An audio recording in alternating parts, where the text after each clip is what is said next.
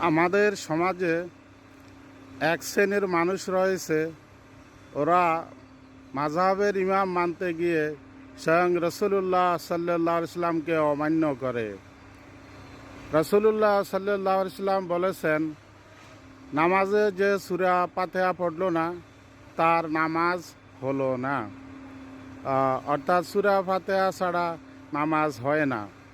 ইমামের সাথে হোক আর একাকী হোক, সূরা ফাতিহা পড়তে হয়। সূরা ফাতিহা পড়া আবশ্যক। কিন্তু আমাদের ও যে যারা ফাতিহা পড়ে না, ওরা বলে যে ইমাম সাহেব বলেছে, অমুক ইমাম বলেছে যে ফাতিহা পড়া লাগে না।